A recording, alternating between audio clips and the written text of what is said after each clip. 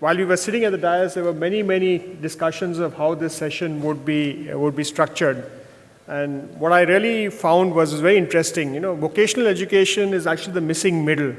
It's difficult to put it into schools, as Mr. Joshi actually so aptly put it, and it's difficult to have it in higher education, and it's kind of missed somewhere. So, and I'll just share with you what we are trying to do and how we go forward. So, it's in 4 parts. The opportunity landscape in skill space. I think Mr. Pawan Agarwal said very clearly that it's uncomfortable for one to talk about business, profits in the higher education space, and similarly the school space is regulated. Thankfully, till now, the vocational space does not suffer from that challenge. You could set up for-profit entities in the vocational space.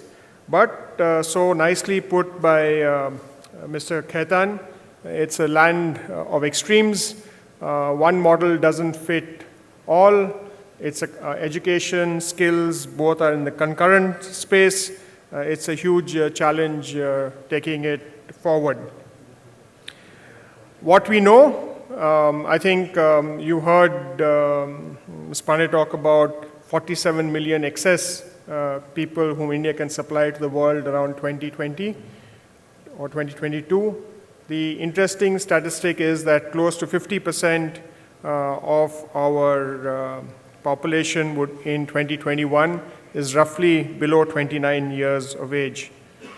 And therefore, we need to have a challenge of ensuring that this population is skilled to meet requirements of the sector in which they work or the occupation. And I've used the word industry here instead of occupation. I'll tell you why. I will get back to occupation in a bit. So there are 4 challenges. High dropout. Of course, the way you calculate the number of people in the higher education space could take this 12 million to 20 million. But this is a slightly dated figure. Very low enrollments in VET.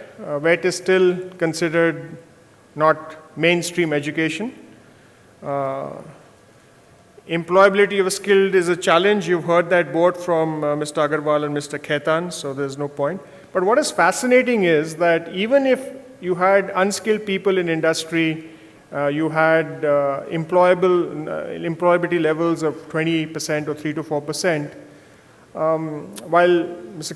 Khaitan spoke about this with passion, that industry wants to train and skill people, but only 17% of people in the manufacturing sector in India actually train people or send them for training. We are below countries like Ethiopia, Zambia, Sri Lanka, Montenegro, Serbia, Algeria. The top of the list, I will start, is China with 91%. So if you look at the BRICS, they're all above us. So what does that mean? What's the big question, right? So you heard the 6-point agenda which Mr. Agarwal is going to take in higher education. If you get all of that right, and if you get the entire school system pushing people into the education, out of the 700 million working population in 2022, there'll be 200 million graduates.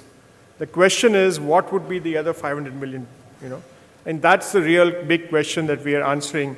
And when you look at it, the first question comes in mind is, are there jobs for these people? Because if there's no job, then if you skill them, we'll have the same challenge. So this is something which we try to answer. And like Mr. Joshi mentioned that he'd got people to do studies and get aptitudes or attitudinal change in the parents. When NSCC was formed, we tried to get an idea of what is the skill gap in the 20 high growth sectors. And then more recently, and very nicely put by Mr. Agarwal when he was talking to you might have missed it, but he said the focus of the 12th plan is education and also infrastructure. And when we said that, okay, if you're going to spend $1 trillion on infrastructure, do we have people to carry that place forward? So we found that the infrastructure requires about 103 million people. And we don't have the luxury of waiting until all the reforms in the school education and the higher education take place to actually service that need. So when we did these estimations, we found that between 2008 and 2022, about 347 million people would be required in this space. So when we did this analysis, numbers have gone up. This is a 2008-9 analysis by McKinsey. This number had been hotly debated because when we were talking about the Prime Minister's vision of actually skilling 500 million people by 2022, the first challenge was, is the number really a back of the envelope calculation or there's some numbers behind it? So when the numbers were done, it was felt that there was the skilling capacity in 2008 and 9, and in the skill policy before that, 1 year before, they had put 3.1 million. It's gone up, it went up to about 4.3 million in 2008-9, and I think the numbers now are close to 5 to 6 million. But if you have to train or skill 500 million people by 2022, you've got to take that 8 times. So you have to increase capacity in India 8 times, and the greater you delay it, the more the multiple will become. So this is assuming that the next 1 to 2 years, you actually get this capacity in to skill people, and you create a capacity of 20 million or 22 million in the next 2 to 3 years, and take it up to 40 to 50 million, somewhere there. That's the only way you'll get to 500 million in this. And you can't create additional capacity. You have to use the existing school system, you have to use the existing college system, but you have to do it beyond the 200 million people who go into that. So that's the big challenge going forward.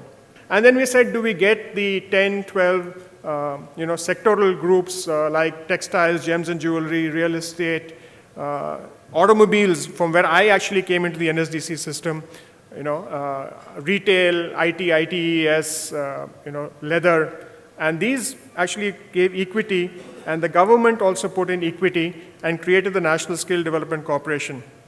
The initial funding was 1,000 crore corpus. Over the last 2 budgets, we've gone up to 2,500. When the then finance minister announced this on the floor of the House, the estimation was that NSDC would require about 15,000 crores to actually deliver this 150 million people. We expect that we might do it better in a lesser number. And then, how do we get private sector participation in this and private sector to put in the money in this? So we created a National Skill Development Fund, which the fund is which NSDC manages. So in many ways, we are a fund manager and we are enabling organization rather than actually getting into the skill development space. So we actually have 3 focus of work. We want to create scalable, sustainable skill development initiatives. One of the challenges here was, how do you actually avoid fragmentation? Because one of the things that we found was that most of the skill development initiatives even the education initiatives actually are very fragmented. And there are 1 centers of excellence or this corporate social responsibility of 100 or 1,000 people. And you can't do, even if you have thousands or 100,000s of hundreds, you don't get to millions. So you actually require hundreds of thousands, kind of going forward to address this. So capacity, the very few organized players, successful business models are currently limited. It is an unregulated space so far, and I think everybody is chasing it. Different business models are possible. You need to look at sector-specific centers of excellence. If you don't get global excellence here, if a person that you skill, if he can get a job in any market anywhere in the world, it is possible to actually do that.